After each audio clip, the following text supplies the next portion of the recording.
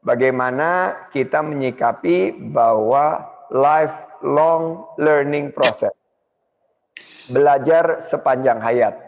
Pertama, saya singkat lagi tadi, bahwa bebaskan belajar, proses belajar dari formalisme.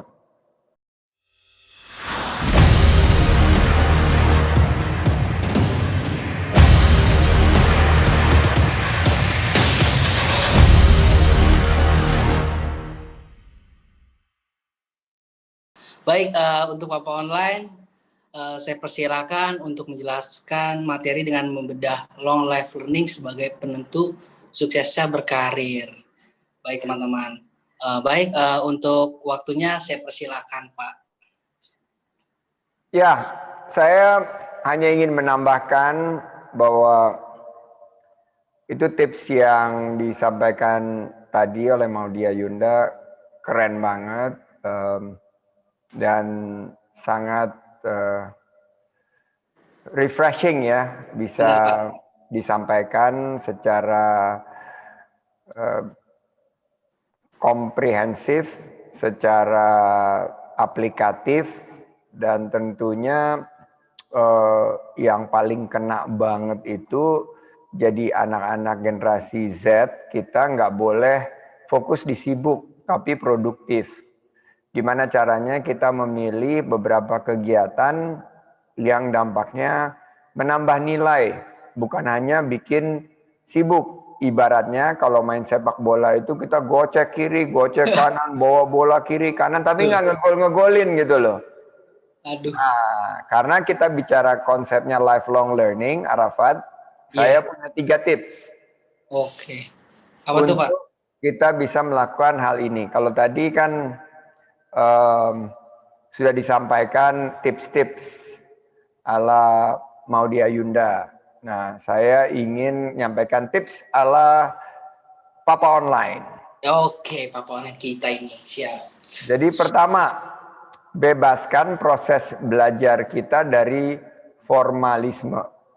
Nah, selama ini kan tadi Maudi bilang bahwa kita belajar di perpus atau di open space, di spot-spot yang menarik di rumah kita, itu untuk membantu kita fokus.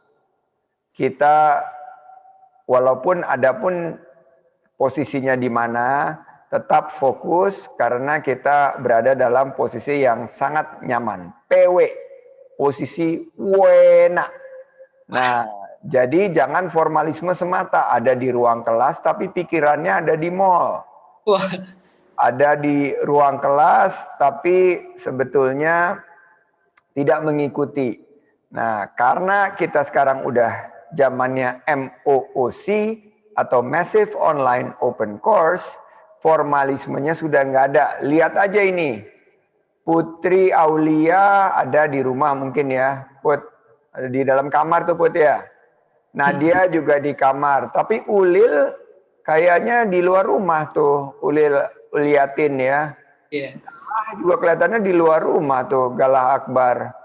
Itu menunjukkan bahwa kita bisa aja ada dimanapun juga, tapi sekolah, kuliah, kursus, menambah ilmu seperti hari Minggu ini adalah menjadi sebuah kegiatan yang rutinitasnya nggak lihat lagi tanggalan hitam atau tanggalan merah, formal atau informal. Ini hari Minggu loh, tapi saya keren banget. 1000 dari kalian di Zoom dan lebih lagi di live streaming service. Ini menjadikan sore ini satu sesi untuk menambah ilmu. Jadi ini tips yang pertama, jadikan sepanjang hayat kita sebagai proses belajar. Jadi luar biasa, kalian bisa memilih minggu ini mungkin main gadget, atau e-sports dan lain sebagainya, main game. Tapi di era pandemi ini kalian belajar topik baru dari Papa Online melalui Indonesia Millennial Connect yang di stream lewat Zoom atau YouTube. Dan webinar ini sekarang sudah menjadi mainstream. Nah ini tips pertama, always look for good topic untuk kita menambah ilmu. Waktunya mungkin hari Minggu, tapi sekarang kan udah nggak ada formalisme. Benar. Posisi ada di mana, hari apa juga, tapi kita menambah ilmu. Yang kedua, jadikan belajar itu proses yang menyenangkan. Nikmati setiap tahapan. Rencanakan dan ciptakan. Apapun momentumnya, apapun sekecil apa dentumannya, rayakan kesuksesan. Lalu rayakan kesuksesan. Jadi apapun yang kita terima, misalnya habis sesi ini webinar, catat, mungkin pakai, kalau anak sekarang kan nggak pakai bolpen sama kertas lagi, tapi tulis gadgetnya, langsung buat satu quiz bagi diri kita sendiri. Baca terus hafalin. Kalau misalnya kita berhasil menghafalkannya dan menyimak dengan baik, rayakan kesuksesannya. Yaitu misalnya kita, kalau kita hafal ini, mungkin kita boleh dapat tambahan 5 menit untuk kepoin atau stalkingin Instagramnya Maudi. Atau Instagramnya Arafat lah. Kita boleh kepoin atau stalkingin 5 menit, kita kirim-kirim komen. Itu bentuk merayakan kesuksesan sekecil apapun juga. Sebelum selesai sekolah misalnya juga kita bisa buka usaha. Kalau saya berhasil misalnya dapat nilai yang baik, yang maksimal, saya akan bersama rekan-rekan berlima, saya ajak bikin usaha. Usahanya apa? Bisa aja usaha kuliner, bisa jadi reseller, nggak pakai modal, atau dropshipper. Belajar entrepreneurship, langsung praktek dan buka lapangan kerja. Jadi itu adalah bagian daripada belajar yang menyenangkan, nikmati setiap tahapan, rencanakan, dan ciptakan momentum. Nah, yang ketiga Arafat, don't forget to share. Jangan lupa berbagi. Ilmu itu bukan dinikmati sendiri. Ilmu itu harus dibagi. Kalau ilmu itu tidak dibagi, akhirnya tidak bermanfaat. Padahal khairun nas anfa'hum linnas. Sebaik-baiknya manusia adalah manusia yang bermanfaat. Oleh karena itu, jangan lupa berbagi ilmu. Semakin banyak kita berbagi, semakin tinggi kita amalkan. Ilmu akan melekat dan berkembang, memberikan manfaat. Insya Allah semua menjadi kuat, kebaikan yang memberikan sehat, dan insya Allah kita akan menghadirkan Indonesia yang sejahtera, adil, dan makmur. Nah, itulah 3 konsep. Bagaimana kita menyikapi bahwa lifelong learning process. Belajar sepanjang hayat. Pertama, saya singkat lagi tadi. Bahwa bebaskan belajar, proses belajar dari formalisme.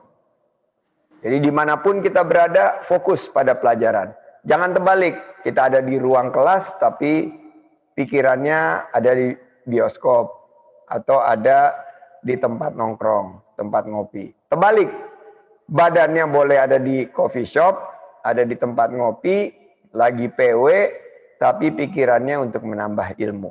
Kedua, jadikan belajar sebagai proses yang menyenangkan, nikmati setiap tahapan, rencanakan, dan hasil kita ciptakan. Mulai usaha, rayakan kesuksesan. Dan ketiga, jangan lupa berbagi. Sharing is caring. Berbagi adalah proses kita untuk memperkuat silaturahim kita. Dan saya yakin dengan semangat kita semua di Indonesia Millennial Connect hari ini, guys, kita mungkin nggak sempat kepikiran pandemi ini tiba-tiba menghajar kita awal tahun. Setiap tahapan sekolah Waktu itu kita lihat, ini paling cuma seminggu. Ternyata PSBB-nya sampai sekarang. 2 minggu, sebulan, dan kuliah akhirnya online. Wisudanya ada yang online, ada yang semuanya online lah. Nah, kita manfaatkan. Saya bersyukur karena pandemi ini, saya bisa menyelesaikan akhirnya pendidikan jenjang S3 kemarin. Saya pernah kira-kira secara halus diancam lah. Kalau nggak kelar tahun ini mungkin drop out. Inilah pandemi ini memberikan saya waktu. Karena saya mulai jenjang S3 itu 2015. Lagi tengah-tengah belajar, ikut didorong Pilgub 2017, tertunda. Balik lagi 2018 setelah bertugas di pemerintahan, kena tugas baru 2019 Pilpres. Tertunda lagi. Nah, kebetulan belum dapat amanah tahun lalu, saya gunakan waktu untuk mempersiapkan. Ternyata 2020 saya diberikan cukup waktu untuk terus meningkatkan ilmu, dan akhirnya kemarin nih pas nih hari Sabtu kemarin, sekarang kan hari Minggu. Saya akhirnya bisa mempertahankan disertasi tentang membangun ekonomi kita melalui peningkatan kinerja keuangan, kinerja pembangunan berkelanjutan, kinerja kolaborasi dari BUMN berbasis nilai-nilai kewirausahaan seperti akhlak, loyalitas, dan teamwork. Sukses untuk teman-teman Arafat. Oke.